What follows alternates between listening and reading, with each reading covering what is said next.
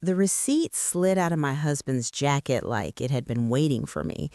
It landed face up on the kitchen floor, thin and pale, the kind of paper that curls at the edges when it's been folded and unfolded too many times.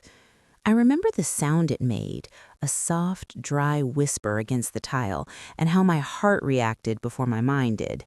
A sharp tightening, a pause, as if something inside me had just leaned forward to listen. I stood there longer than I should have, staring at the words two-night stay and the name of a roadside motel I'd only ever seen from the highway.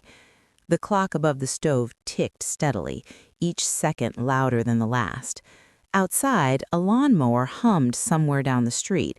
Normal sounds, ordinary life, and yet nothing felt ordinary anymore.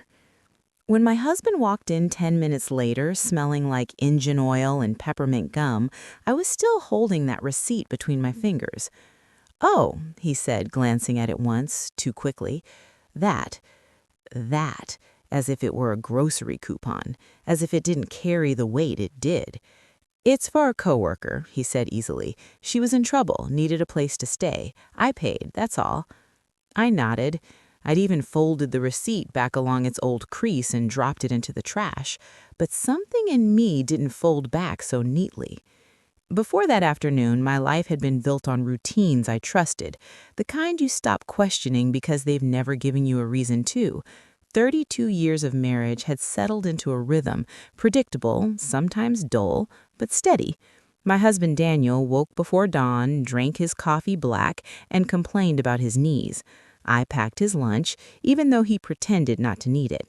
We ate dinner at 6, watched the news, and fell asleep with the television murmuring between us like a third quiet presence. We raised one daughter, Emily, who had moved 3 states away with her own family. The house felt larger now, filled with echoes of who we used to be. Some nights I'd wander into her old bedroom and straighten things that didn't need straightening, an old bookshelf, a photo frame, just to feel useful. Daniel worked at an auto parts distribution center on the edge of town. He'd been there nearly 20 years. Same job, same coworkers, same stories repeated with different endings. I worked part-time at the library, shelving books and helping elderly patrons navigate the computers. It wasn't exciting, but it was calm, and calm at this stage of my life felt like a blessing. Looking back, I can see the small changes. The way he started showering later at night instead of first thing in the morning. The way his phone buzzed and buzzed again, face down on the coffee table. But at the time, I chalked it up to age, stress, maybe boredom. Marriage teaches you not to interrogate every shift. Sometimes you choose peace over precision.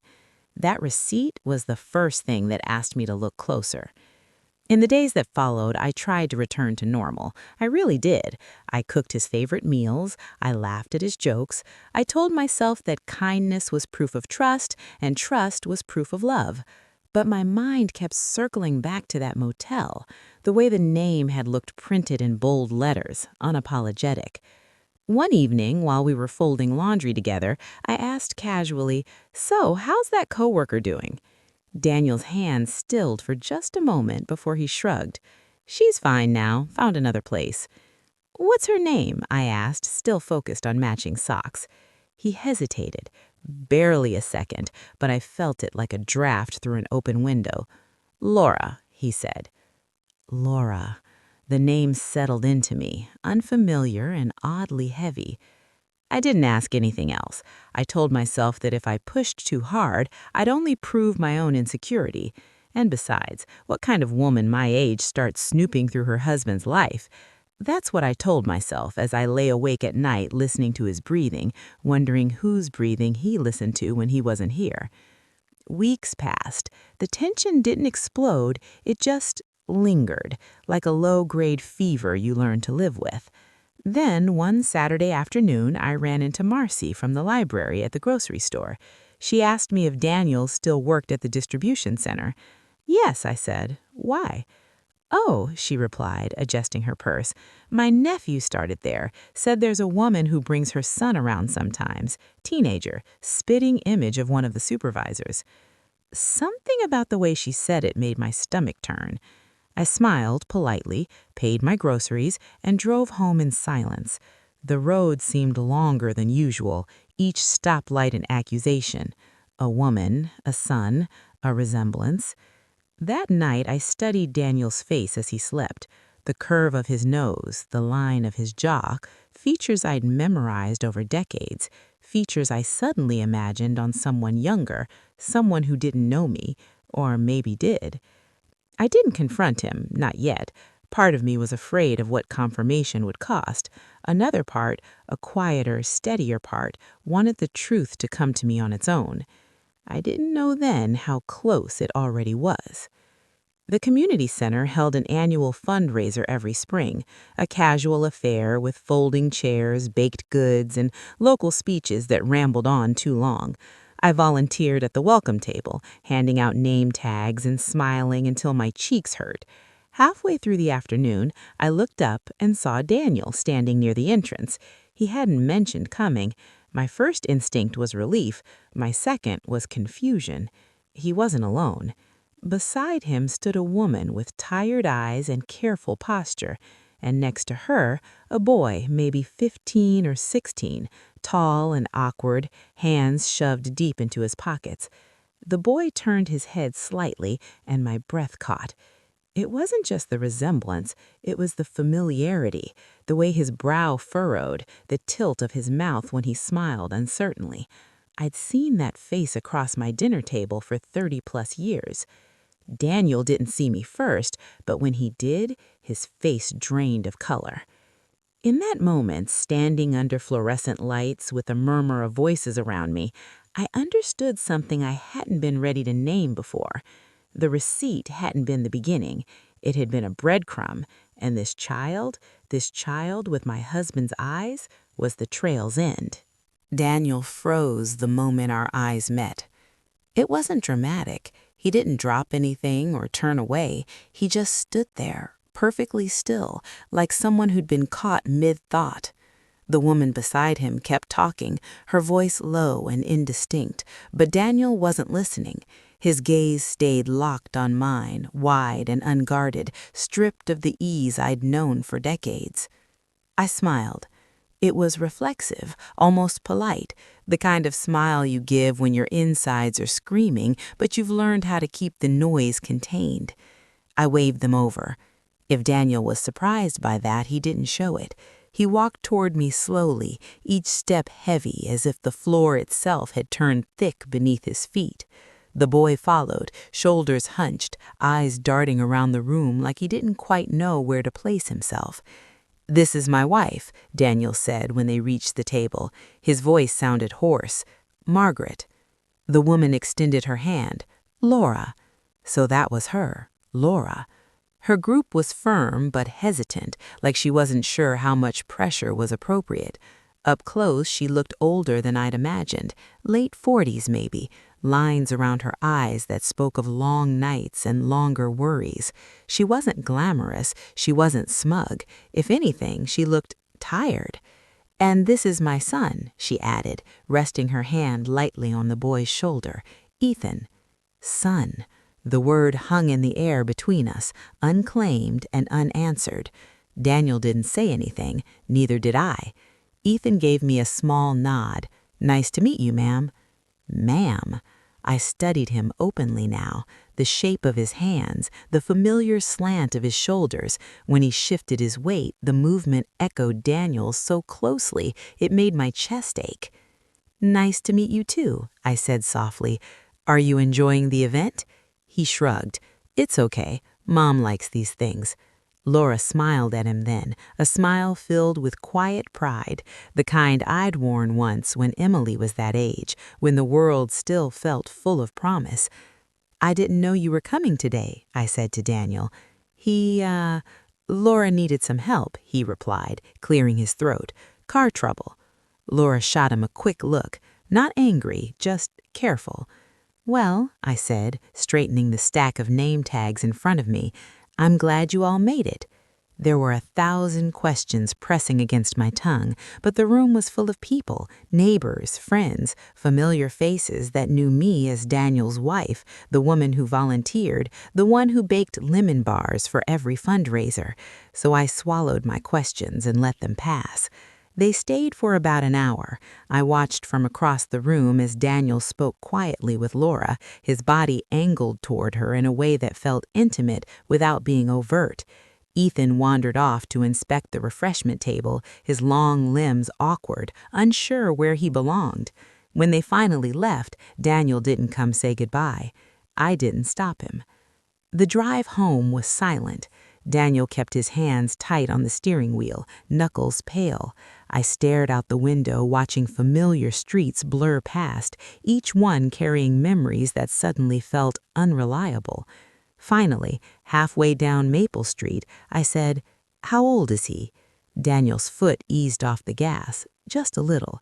"He's 15, he replied. I did the math in my head without effort. 15 years ago, Emily had just started college. I remembered crying in the driveway after dropping her off, clutching a pillow that still smelled like her shampoo. "So," I said, my voice steady despite the tremor in my hands, "this coworker, you've known her a long time?" He nodded. "Yes." "And the motel?" I asked. He exhaled slowly. "It wasn't for a coworker in trouble." "No," I agreed. "I didn't think so." We pulled into our driveway and sat there, the engine idling, the garage door closed like a held breath. "I should have told you," he said finally. "Yes," I replied. "You should have." That night we sat at the kitchen table long after the dishes had been cleared. The overhead light hummed faintly, a clock ticked somewhere in the house. Ordinary sounds in an extraordinary moment. Daniel spoke slowly, as if pacing himself. He met Laura at work 16 years ago. She was recently divorced. He'd been feeling invisible, unneeded. Our marriage hadn't been bad, just quiet. Too quiet, he claimed. They started talking during breaks, then lunches, then long conversations that crossed lines neither of them acknowledged at first. "I never meant for it to go that far," he said, staring at his hands. "But it did." Ethan was born a year later. Laura had wanted more, a real relationship. Daniel had promised he'd leave me. He never did. "She didn't push," he quickly added. "She understood." I looked at him then, really looked, at the man who had shared my bed, my meals, my life, the man who had lied to me for over a decade with practiced ease. "And the motel?" I asked. Sometimes it was easier than going to her place," he admitted. "Neutral ground." Neutral, as if betrayal could be sanitized by location. "You paid for it," I said quietly. "You kept the receipt." He nodded. I don't know why. Maybe part of him wanted to be caught, or maybe he'd just grown careless. I didn't cry. Not then. My tears felt locked somewhere deep, waiting for permission. "Does he know?" I asked. "Ethan?" Daniel swallowed. "Yes, he's known for a few years." "And does he know about me?" I pressed. "Yes." The weight of that settled heavily on my chest. Somewhere out there was a child who had known of my existence as an obstacle, a shadow. "I want a divorce," I said. Daniel flinched, but he didn't argue. "I understand." That hurt more than I expected. The weeks that followed were a blur of paperwork and quiet rearrangements. Daniel moved into a small apartment across town. Laura and Ethan stayed where they were. There was no dramatic confrontation, no public explosion, just a steady dismantling of what I thought my life had been. Emily came home when she heard. She sat on the couch with me, her head on my shoulder, just like when she was little. "I don't know how you're so calm," she said. "I'm not. I'm just holding myself together." Some nights I dreamed of Ethan, not angrily, just curiously. I wondered what it was like to grow up half-known, to share a father with someone you'd never meet until adulthood, if ever. One afternoon, Laura called. I almost didn't answer, but I did. "I didn't want to hurt you," she said, her voice tight with emotion. "I know that doesn't mean much." No, I replied, it doesn't. I loved him, but I always knew you were the one he went home to. There it was, the truth I hadn't wanted to name. I hope you find peace, she said before hanging up. I sat there for a long time afterwards, phone still pressed to my ear. Healing didn't come quickly. It came in small moments, a morning without dread, an evening where the silence felt peaceful instead of empty. I learned to cook for one without resentment, to take walks without looking over my shoulder. Months later, I ran into Ethan again, this time alone. He was working part-time at the grocery store. He smiled shyly when he saw me. "Hi," I replied. "Hi." There was an awkward pause. "I'm sorry," he said suddenly, "about everything." I nodded. "Thank you for saying that." He hesitated. "You didn't deserve it." Neither did he. As I walked away, I realized something important. This story wasn't just about betrayal. It was about the lives we affect when we choose secrecy over honesty, the ripples that move outward, touching people who never asked to be part of our choices.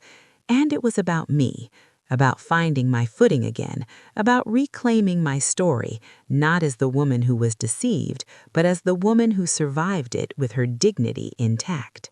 After the divorce papers were signed and the house felt too quiet to ignore, I learned something about grief I hadn't known before. It doesn't always come crashing in. Sometimes it just sits beside you, breathes when you breathe, waits. Mornings were the hardest. I'd wake up reaching for the other side of the bed out of habit, my hand brushing against cold sheets. The room smelled faintly of detergent and the lavender spray I used before sleeping, small comforts that felt suddenly performative, like I was decorating a life that no longer existed. I started drinking my coffee on the back porch instead of at the kitchen table. The porch had always been Daniel's domain. He liked to watch the birds, complain about the neighbor's fence, comment on the weather like it was a personal affront. Sitting there without him felt like reclaiming territory. Some days I felt strong.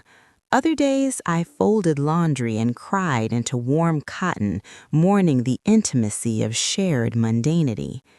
I kept asking myself the same question. How did I not see it? The answer, I was learning, was complicated.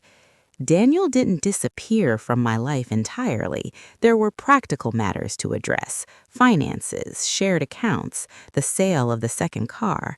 We spoke politely, cautiously, like distant relatives instead of people who once knew each other's sleep habits and favorite childhood snacks. One afternoon, he asked if we could talk. "I want to explain something," he said, sitting across from me at the dining table. The same table where we'd celebrated anniversaries and argued about nothing at all. "You already explained," I replied. "I know, but there's more." I considered refusing, but curiosity, still sharp despite everything, kept me in my chair. "I didn't plan for Ethan," Daniel said. "When Laura got pregnant, I panicked. I wanted to do the right thing, but I didn't know what that was." "And so you did the wrong thing instead," I said. He winced. I tried to be there for him, quietly. I paid for school things, medical bills. I went to his games when I could. "When you could," I echoed. "I know it doesn't make it better," he said quickly. "I just don't want you thinking I abandoned him." I studied his face. The guilt was real, but so was the self-justification. "What you don't seem to understand," I said slowly, "is that you abandoned all of us, just in different ways." He nodded, eyes glossy. "I'm sorry." I believed him. I just didn't forgive him. As summer turned to fall, I started volunteering more hours at the library. It gave me structure, a reason to leave the house.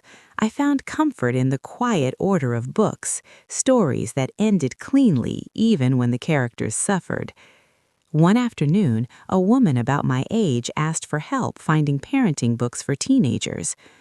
"I'm struggling," she admitted softly. My son doesn't talk to me anymore." I guided her to the right aisle, listening as she shared pieces of her life. I didn't offer advice, just presence. When she thanked me, her eyes wet, I realized something. Pain has a way of sharpening empathy. I wasn't just surviving anymore, I was learning. Emily called often, sometimes to check on me, sometimes just to chat. "I'm proud of you," she said one evening. "For what?" I asked. "For not becoming bitter," she replied. "You could have." I thought about that later, lying in bed with the lights off. Bitterness had hovered at the edges, tempting and warm like a heavy blanket, but I'd seen what it did to people, how it hollowed them out. I didn't want to lose myself to what Daniel had done. I wanted to find myself beyond it. The first holiday without him was Thanksgiving. I considered skipping it altogether, ordering takeout, pretending it was just another Thursday. But I cooked anyway. A smaller meal, just enough. I invited a neighbor who lived alone. We ate and laughed and shared stories that had nothing to do with loss. Afterward, I packed leftovers and drove them to a shelter downtown. I didn't tell anyone. It wasn't about virtue. It was about grounding myself in something bigger than my own hurt. On the drive home, I felt lighter. In December, I received a letter. It was from Ethan. The envelope was addressed carefully, each letter deliberate. Inside was a single page, folded twice. "Mrs. Harris, I hope it's okay that I'm writing. I just wanted to say thank you for being kind to me that day at the grocery store. I know this situation is complicated. I didn't choose it, neither did you. I hope you're doing okay." I read it 3 times. Then I cried, not because it reopened the wound, but because it acknowledged something I'd been afraid to name, that I wasn't the only one carrying this. I wrote back. I kept it simple. "Ethan, thank you for your honesty. You're right, none of this was your fault. I hope you're doing well in school and finding your own path. Take care of yourself." I didn't mention his father. Some things didn't need repeating. Winter settled in. Snow dusted the rooftops. The world slowed. I started therapy in January, a small office with soft lighting and a woman who listened without interruption. She helped me untangle the guilt I didn't know I was carrying, the guilt of not seeing, not stopping, not knowing. "You trusted," she said. "That's not a flaw." I held on to that. By spring, the ache had softened, not disappeared, softened. I planted flowers in the backyard where Daniel once complained about the soil. They grew anyway, bright and stubborn. One afternoon, as I knelt in the dirt, hands muddy, I felt something close to peace. Life hadn't turned out the way I expected, but it was still mine, and I was still standing. By the time spring faded into early summer, I had settled into a version of myself I didn't recognize at first, but grew to respect. I wasn't the woman I'd been before the receipt fell out of Daniel's jacket. That woman believed in the quiet safety of routine. She believed that loyalty, once earned, stayed put. She believed that love, if tended carefully, wouldn't wander. This new woman understood that love could exist alongside deception, and that understanding it didn't require accepting it. The first real test of that came when Daniel asked to meet again. "I just want to talk," he said over the phone. His voice sounded tentative, as if he were asking a favor instead of reopening a wound. "There are some things happening with Ethan." I hesitated. My instinct was to protect the fragile peace I'd built, but curiosity, and maybe something deeper, nudged me forward. We met at a small diner off the highway, one of those places with cracked vinyl booths and coffee that never quite tasted fresh. Daniel arrived early. He always did that when he was nervous. "Thank you for coming," he said as I slid into the booth across from him. "What's going on?" I asked. He wrapped his hands around his mug, staring into the dark liquid like it might offer answers. Ethan's been struggling. School, anger. He's asking questions I don't know how to answer. I waited. He wants to know why I never chose him, why I stayed married to you. The words landed softly but carried weight. And what did you tell him? I asked. That I was afraid, that I made selfish choices, that I hurt people. I nodded. It was the truth, at least in part. He asked about you, Daniel added quietly. I felt my chest tighten. About me? He wanted to know what kind of person you are, Daniel said. I told him you're kind, that you didn't deserve any of this.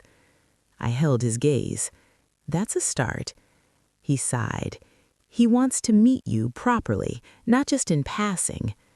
The diner noise seemed to fade, the clink of plates, the murmur of conversation, leaving just his request hanging between us. No, I said gently but firmly. Daniel looked stricken. I understand, he said quickly. I didn't mean to. I'm not saying never. I'm saying not yet. This can't be about easing your guilt. He nodded, eyes wet. You're right. For the first time, I felt the balance of power shift, not toward cruelty or revenge, but toward clarity. A few weeks later, I received another letter from Ethan. This one was longer. He wrote about school, about wanting to study engineering, about how confusing it was to grow up knowing your father belonged to another family, too. He didn't accuse, he didn't beg, he just shared. I read it slowly, carefully, as if each sentence required permission to exist. When I finished, I sat at the kitchen table and stared out the window for a long time. Then I wrote back. This time, I invited him for coffee, neutral ground, no promises, no expectations. We met at a small cafe near the library. Ethan arrived early, sitting stiffly at a corner table. When he stood to greet me, he knocked his chair back in his nervousness. Sorry, he muttered. It's okay, I smiled. I've done worse. He relaxed a little at that. We ordered drinks and sat across from each other, hands wrapped around warm mugs.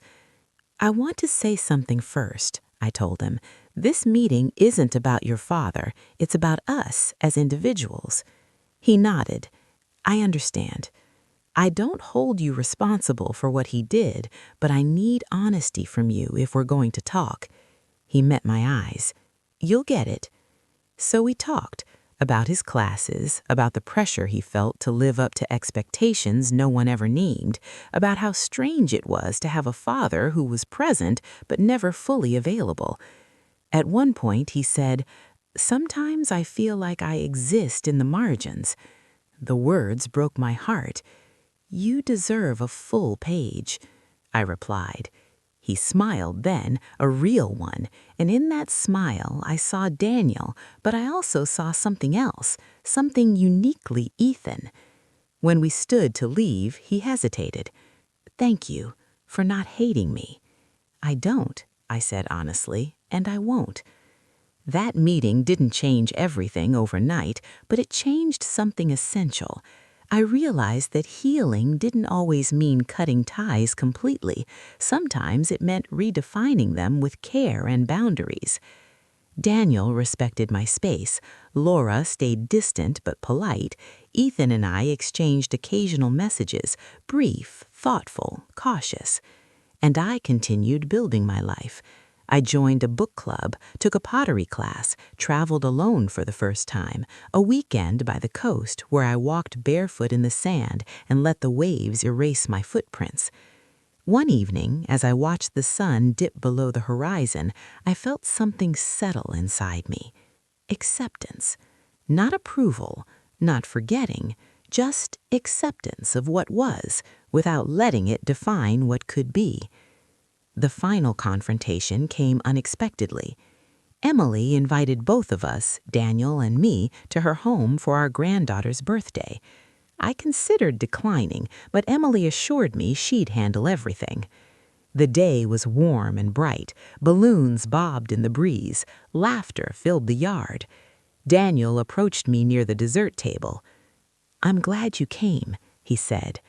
"So am I replied. He hesitated. "I want you to know, seeing how you've handled all this, it's made me face things I avoided for years." I looked at him, really looked at him, the man he'd become, the man I'd outgrown. "I hope you do better moving forward for all your children." He nodded, tears in his eyes. "I will." And for the first time, I believed him. Later, that evening, as I drove home with the windows down and the radio low, I reflected on the strange road that had brought me here. A receipt, a boy with familiar eyes, a truth hidden for too long, and a life rebuilt with intention. I didn't win. I didn't lose. I learned. The quiet that followed wasn't empty anymore. It had texture now, meaning, the kind that comes from knowing you've walked through something painful and come out with your sense of self intact. I still had moments when the past reached out and tugged at me, usually when I passed that old motel sign on the highway, or when I caught a whiff of Daniel's aftershave on a stranger in line at the store, but they didn't knock the air out of my lungs the way they once had. They reminded me. And reminders, I was learning, didn't have to hurt. I spent more time with Emily and my granddaughter that summer. There was something grounding about watching a child discover the world, how she chased butterflies in the yard, how she laughed at bubbles like they were miracles. Sitting on the porch with Emily one afternoon, I told her something I hadn't said out loud before. "I don't hate your father," I said. Emily looked at me surprised. "I thought you might." I was angry, I admitted, deeply, but hatred would have chained me to him longer than love ever did. She nodded slowly. "I'm glad you let yourself be free." So was I. Ethan and I met a few more times over the following months, always in public, always with intention. He told me about his college aspirations, about the nights he lay awake wondering how different his life might have been if things had been simpler, if his father had chosen differently. "I try not to think about it too much," he said once, staring into his coffee, "but it's hard not to." "I know," I replied, "but you're not defined by the choices that came before you." He smiled faintly. "You always say things like that." I laughed. It's the librarian in me. In truth, I said them because I needed to hear them too. One afternoon in early fall, Daniel called again. "I need to tell you something," he said. His voice sounded steadier than it used to. "What is it?" I asked. "I'm moving," he said. "Laura and I decided to relocate closer to Ethan's college options, a fresh start." I processed that quietly. "That sounds healthy." "It's overdue," he admitted. "I wanted you to hear it from me." "Thank you," I said. Before hanging up, he added, "You've handled this with more grace than I deserved." I thought about that for a long moment after the call ended. Grace wasn't something I'd set out to offer. It had grown slowly from boundaries and honesty and the refusal to let bitterness take root. As the year turned, I found myself standing at another threshold. The library announced budget cuts. My hours were reduced. It stung at first, another reminder that nothing was permanent, but then I saw it for what it was, an opening. I started writing. At first, just small things, journal entries, letters I never sent, reflections scribbled in the margins of notebooks. Then one evening, a friend from the book club suggested I submit an essay to a local magazine. "You have a voice," she said. "Use it." The piece was about trust, about how it's not something you give blindly, but something you offer with open eyes. When it was published, the response surprised me. Letters, emails, women sharing their own stories of betrayal and rebuilding. Connection bloomed where isolation once lived. The final conversation with Ethan happened on a cool afternoon just before winter returned. He'd been accepted into an engineering program out of state. He was excited, nervous, proud. "He wanted you to know," he said. "You were part of why I applied." "Why's that?" I asked. He showed me what it looks like to stand firm without becoming hard. My throat tightened. That's one of the kindest things anyone's ever said to me. He hesitated. "I don't expect us to stay in touch all the time. I just wanted you to know you mattered." "You matter too," I said. We hugged then, brief, careful, real. As he walked away, I felt no regret, just gratitude for the honesty we'd shared. On the anniversary of the day I found the receipt, I did something symbolic. I drove to that old roadside motel. The sign flickered slightly, one letter dimmer than the rest. The parking lot was mostly empty. I sat in my car for a few minutes, breathing in the air, letting memories surface without resistance. Then I reached into my purse and pulled out a small envelope. Inside was the original receipt.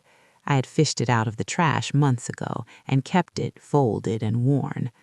I tore it in half, then into quarters, then into pieces small enough to scatter in the wind. As they fluttered away, I felt a release I hadn't known I was waiting for. Life didn't return to what it was. It became something else, something truer. I learned that betrayal can fracture you, but it can also clarify, that secrets rot from the inside out, that dignity is not loud, and strength doesn't need witnesses. Most of all, I learned that healing isn't about erasing the past. It's about making room for the future. I used to think the most painful part of betrayal was the moment you discovered the truth, the receipt, the lies, the face of a boy who carried my husband's eyes. But I've learned something since then. The deepest pain isn't discovery, it's the slow realization that the life you trusted was built on choices you never got to consent to. For a long time, I blamed myself for not asking more questions, for choosing peace over doubt, for believing that love, once earned, stayed loyal. But here's what I know now, and this is the part I hope you carry with you. Trust is not weakness. Loyalty is not foolish. And loving deeply is never something to be ashamed of. The shame belongs to the person who chose secrecy instead of honesty. My story didn't end with revenge. It didn't end with applause or public humiliation. It ended with something quieter and far more powerful. It ended with boundaries, with truth spoken calmly, with dignity preserved. I didn't punish my husband. Life did that on its own. I chose not to become smaller because of his choices. I chose not to pass his damage forward. I chose to meet an innocent boy, a child caught in the fallout, with compassion instead of cruelty. And in doing that, I reclaimed something that had been taken from me for years, my sense of self. Today, my life is simpler, quieter, honest. I wake up without suspicion sitting in my chest. I drink my coffee without bracing for disappointment. I trust myself again, and that may be the greatest healing of all. So let me ask you something, friend. If you were in my place, if you found that receipt, if you met that child, would you have chosen anger or would you have chosen peace? Tell me in the comments. I read every story, every reflection, every quiet confession. And if this story spoke to you, if you've ever rebuilt after betrayal, please consider subscribing and supporting this channel. You never know whose heart needs to hear that they're not alone. Sometimes the bravest thing a woman can do is walk away with her dignity intact.